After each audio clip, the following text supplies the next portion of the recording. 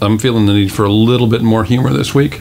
Yeah, good. Last week's show was great, but I think for people who watch this show, they do it just to see you mock the political circus that is Tallahassee, so it was somewhat disappointing in that way. And you think I let them down with all the Latvala stuff? Well, yes, more so than usual. Well, get ready then, because we've got a lot of ground to cover. I'm Brian Burgess, and you're watching The Capitolist. Wait a minute. What did you mean by... Just stop ad-libbing. Read the prompter. Usual? Read the prompter. I feel like you're mocking me. Prompter. What prompter? There's no prompter. This monologue is off the cuff, always. Right. Let me get out my nifty polygraph test. We'll do it on camera. Speaking of polygraph tests, State Senator Jack Latvala has mounted a counteroffensive against his anonymous accusers. He hired a local lawyer, Steve Andrews, who has the reputation of a legal pit bull. And to prove my point, Latvala released the results of a polygraph test that he claims is proof that he didn't sexually harass anyone. But I'm not buying it. Because you don't believe in polygraphs and their effectiveness? I just think it's possible to beat them. I think polygraph tests can be beaten. I'm not saying Jack Latvala is a pathological liar. I'm just saying that they can be beaten. That's a fair point. Okay. Can happen. In a few minutes, we're going to talk to Katie Webb and Chris Dudley and get their opinion on the Latvala situation. But here's the bottom line. Most Tallahassee insiders, people who know the political process inside and out, all think that Jack Latvala is basically finished politically. You mean gone, done, bye-bye, forever, no more Jack?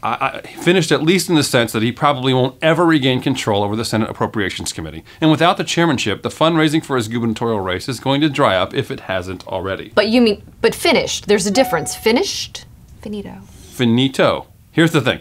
Jack Latvala is still a wily politician who controls a political committee that still has millions of dollars tucked away. So, maybe finished is a strong word, but let's put it this way. Jack Latvala is like a cornered raccoon, and you don't mess with a cornered raccoon.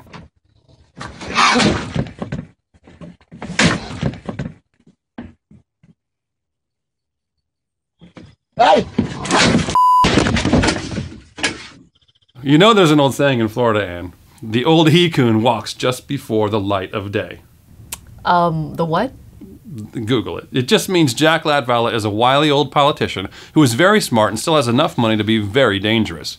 So, the name of the animal you just named, he-coon, it just sounds politically incorrect in a very politically correct, sensitive time, especially in this capital right now. It sounds like I knew you'd be worried. It's a very dangerous thing to say, but there is context. Okay. There's context. It's a famous Lawton Childs debate line from 1994 for historical context. Okay. But you're right. Let's move on. Moving on. Politico Florida has added another seasoned reporter to their staff. You know, Ann, last week we just had Matt Dixon and Alexandra Glorioso in here to talk about the Jack Latvala story. That's the two of the three that broke the story. Mark Caputo was the third. Right.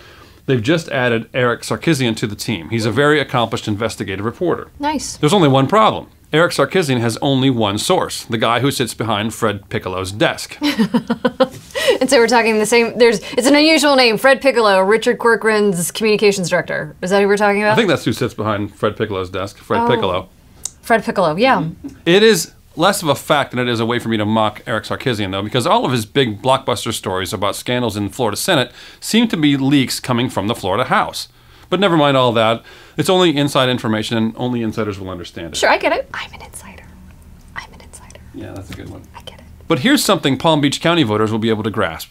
Miami Beach Mayor Phil Levine has officially entered the governor's race. He's now challenging Bob Graham's daughter. Gwen Graham. Yes. He's now challenging Gwen Graham, Chris King, and the as-yet unindicted Tallahassee Mayor Andrew Gillum for the Democratic nomination in 2018. Are you okay with the as-yet unindicted? Well, pass our legal smell test?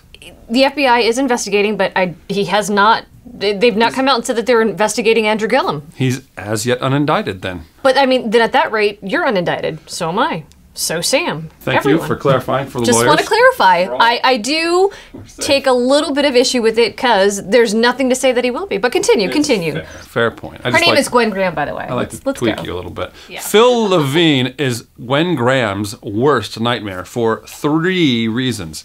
1, he already has millions of dollars banked for a race, and he has the ability to raise millions more, which instantly puts him on par with Bob Graham's daughter. Gwen Graham.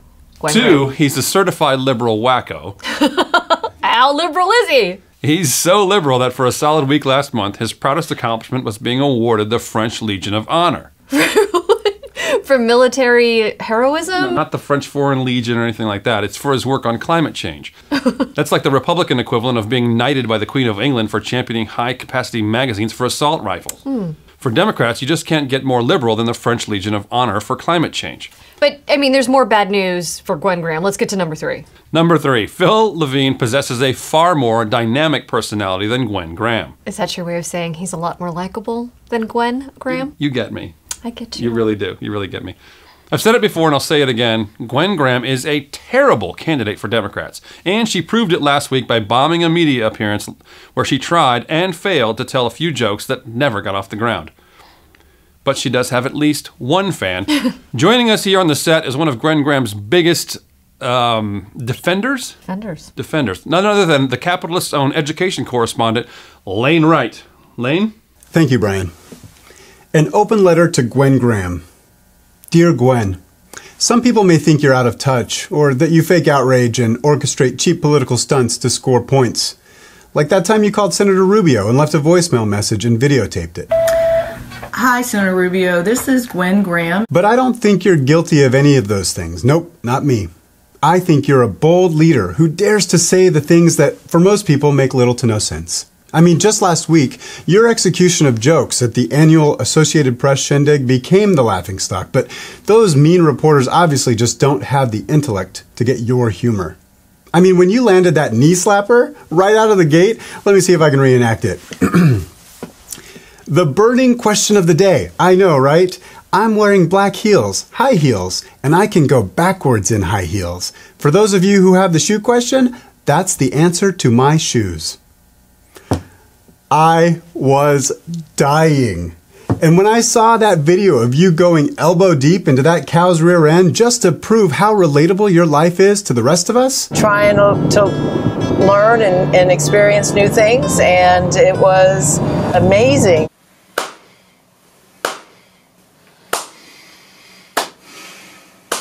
But more important than your wit and your folksy charm is your sound and studied rhetoric on school policy.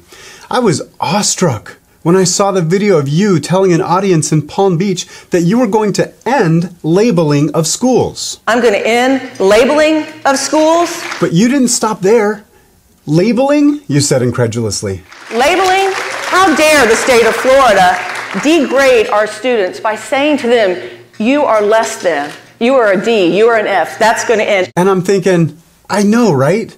Who cares that 70% of our kids in those D and F schools, on average, can't read or do math at their grade level? I mean, of course we all care, but we shouldn't actually tell people this stuff. How dare the state of Florida make anyone feel bad about stuff that really sucks?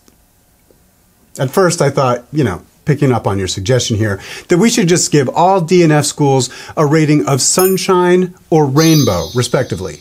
Those labels feel really good to me.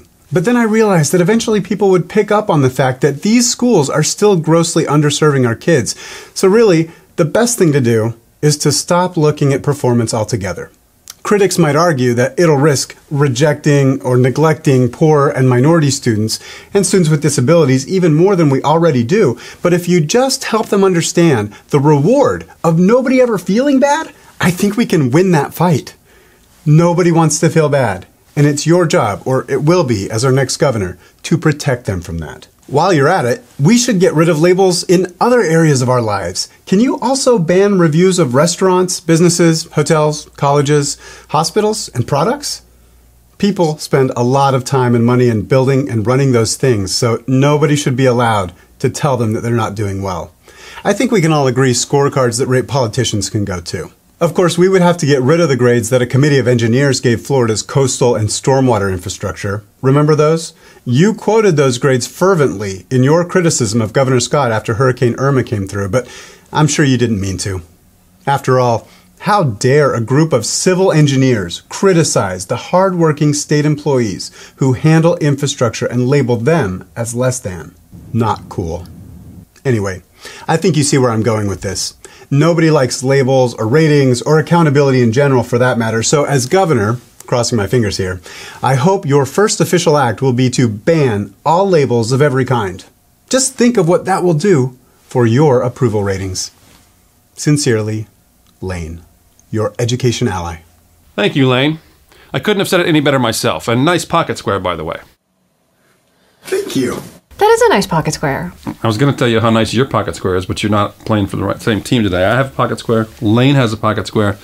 No pocket square for you this week. I have to stand out. Very disappointed. I have to be me. Very disappointed. In a moment, we'll talk with our panel of experts to find out what rumors they've heard that they'll share as their own unique opinions. But first, a quick commercial break.